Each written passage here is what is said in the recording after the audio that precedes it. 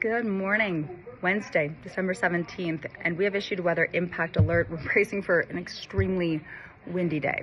Calm this morning, but a lot of watches and warnings in place here across Colorado due to our incoming storm system, high winds expected, elevated fire danger, and also some northern mountain snow.